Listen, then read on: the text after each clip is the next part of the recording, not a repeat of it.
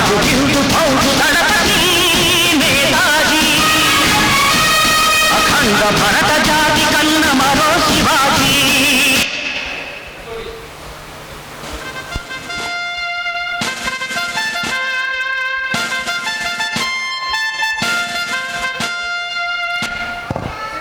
ఆజాద్ హింద్ ఫౌజ్ అన్నది సైనిక శాఖ మాత్రమే.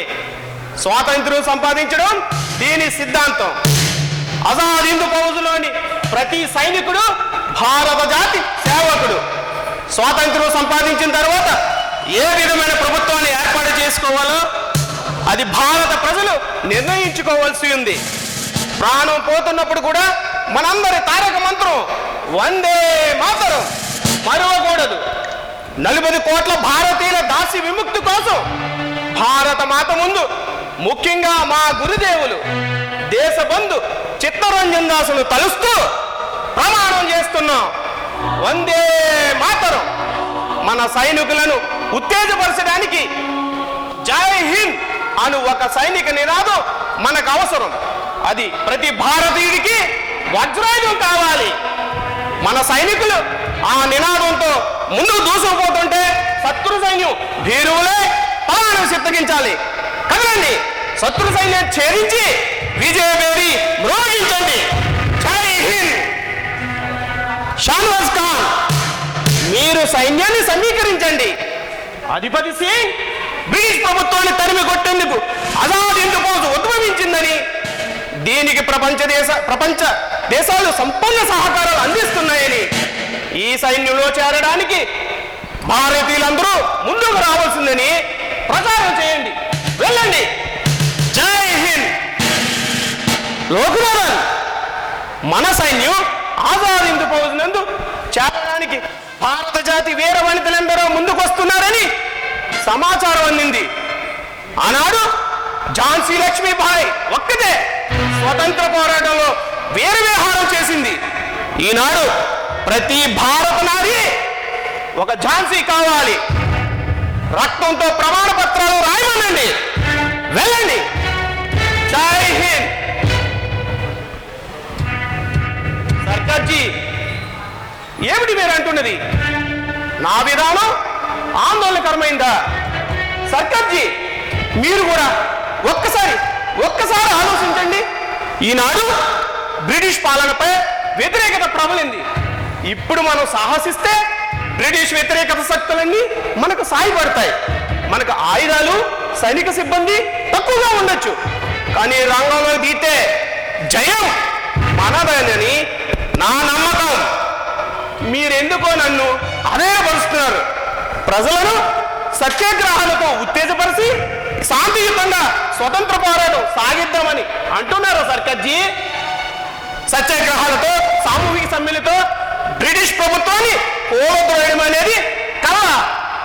కత్తికి కత్తి, తుపాకీకి తుపాకీ చూపితే గాని మనం స్వరాజ్యం సంపాదించుకోలేం. అక్కడే గాంధీజీకి నాకు భేదాభిప్రాయాలు ఏర్పడింది.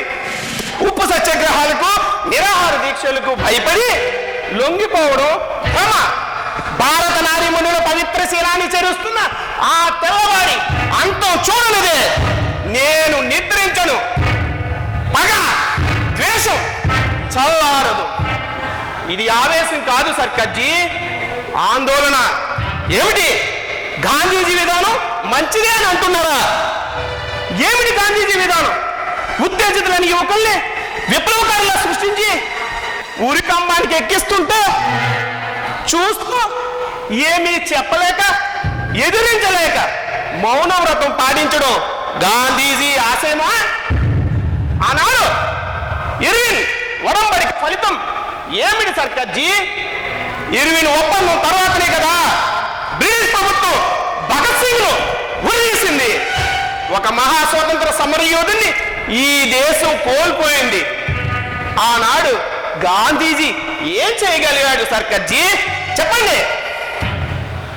ఆ విప్లవ వీరుని ప్రాణాలు గాంధీజీ రక్షింపగలడని ఈ దేశ ప్రజలంతా ఎంతో ఆశతో ఎదురు చూశారు. గాంధీజీ నోరు విప్పలేదు. అహింస మంత్రం పాటిస్తే భారత మాత అనేక పుత్రరత్నాలు కోల్పోవలసిందే. ఏమిటి లోకనాథన్, నా సందేశాన్ని స్త్రీమూర్తులకు వినిపించారా? వాళ్ళ రక్తంతో ప్రమాణ పత్రాలు రాసి ఇవ్వడానికి తెలుగు ఆడబిడ్డలు ప్రప్రదంగా ముందుకొచ్చారా? శబాష్ శబాష్! వీరవనితల పేద నిరతికి నా జోహార్లు. చూడు లోకనాథ్, ఈ మహిళామూర్తుల బృందానికి ఝాన్సీ లక్ష్మీబాయ్ సైన్యం పేరు పెట్టండి. మహిళా వర్గానికి కెప్టెన్ గా ఈ లక్ష్మి నాయకత్వం వహిస్తుంది. అమ్మా లక్ష్మి, నిన్ను చూసి నేను ఎంతో గర్వపడుతున్నాను. నిన్ను కన్న తల్లి ఎంతో పుణ్యమూర్తి. ఝాన్సీ లక్ష్మీబాయిలా విజృంభించు.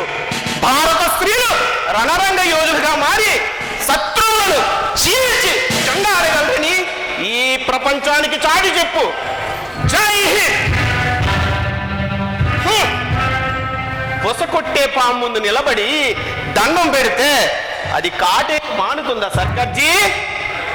రాజ్యకాంక్షతో సముద్రాన్ని దాటి వేల మైళ్ళు ప్రయాణం చేసి వచ్చి స్థిర నివాసం ఏర్పరచుకుని పెత్తనం చలాయిస్తున్న ఆ దగాకోరులు మంచి మాటలతో ఈ దేశాన్ని విడిచి వెళ్ళిపోతారనుకోవడం కొత్త వివేకం. ఆనాడు రౌండ్ టేబుల్ సమావేశం వల్ల ఏమీ లాభం లేదని చెప్పినా అనుభవజ్ఞుడు నేను గాంధీజీ వెళ్ళి సాధించిందేమిటి? నిరాశ నిస్పృహలతో తిరిగి వచ్చారు కదా సర్కార్జీ. రష్యాలో పంచవర్ష ప్రణాళికను ప్రవేశపెట్టిన వారు అనుభవజ్ఞులకు పరిపాలకుల. టర్కీ నూతన రిపబ్లిక్ నిర్మించింది. ఇటలీలో నూతన సామ్రాజ్యాన్ని నెలకొల్పింది. ఆ శాంతి నుంచే నూతన పర్షియన్ను నిర్మించింది. వాళ్ళంతా అనుభవజ్ఞులకు పరిపాలకులు కాదే. ఆలోచన శక్తి, సమయస్ఫూర్తి పరిపాలకులు కావాల్సింది, అంతేగాని వయో పరిమితి కాదు. ఇతర దేశాల్లో నాయకులు తక్కువ అనుచరులతో వారి మాతృభూమికి విమోచన గావించుకున్నారు. అధిక సంఖ్యలో గాంధీజీకి అనుచరులు ఉన్నా ఏమిటి లాభం? శాంతి మాటలతో స్వరాజ్య సాధన అసాధ్యం. శాంతి మాటలు, ఉత్తుపన్యాసాలు పనికిరావు. పునీత గోదావరి ప్రాంతంలో విజృంభించిన అల్లూరి సీతారామరాజు లాంటి విప్లవ వీరులు ఉద్భవించాలి.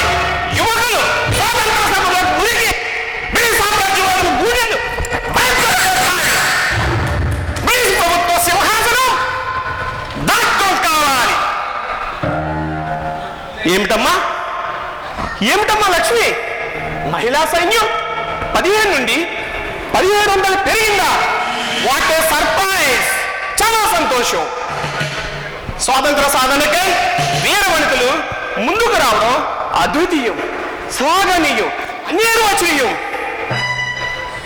వాట్? షానవాజ్ ఖాన్ ఏమిటి? బర్మాలోని అండమాన్ నికోబార్ దీవులన్నీ మన స్వాధీనమైనయా? Very good. ఆ దీవుల దళాలకు గాంధీజీ, నెహ్రూజీ పేర్లు పెట్టండి. దేశ విముక్తి కోసం దారులు వేరైనా ఏదైనా స్వాతంత్ర స్థాపన కోసమే. నేను వాళ్ళను దూరం చేయను. ఆనాడు నన్ను అధ్యక్ష పదవి నుంచి తొలగించడానికి గాంధీజీ పట్టాభి సీతారామయ్య గారిని నాపై పోటీకి నిలబెట్టాడు. అధిక సంఖ్యాకులు గాంధీజీ విధానాన్ని కాలదన్ని నన్నే నాయకుడిగా ఎన్నుకున్నారు. త్రిపుర మహాసభ నాడు నేను అస్వస్థతతో అనారోగ్యానికి గురై మంచాన పడి లేవనే స్థితిలో బాధపడుతుంటే నా అస్వస్థత, నా అనారోగ్య పరిస్థితి వట్టి కల్పనని నా అభిమానుల్లో అనుమానాలు రేకెత్తించారు. వాళ్ళ అనుమానాలు పోగొట్టడానికి నేను డాక్టర్ గారి సలహా పాటించకుండా సభాస్థలి వద్దకు వెళ్ళాను. నా అభిమానులు నన్ను చేతుల మీదుగా మోసుకెళ్ళి వేదిక మీద పడుకోబెట్టారు. పడుకునే ఉపన్యాసం ఇచ్చాను. ఆనాడు నా అభిమానుల ఆనందం వర్ణనాతీతం. ఆ ప్రజలకు సర్వదా కృతజ్ఞుణ్ణి. చెప్పండి సర్కార్జీ, అచంచల విశ్వాసాన్ని నాపై ఉంచిన ప్రజలు మోసం చేయమంటారా?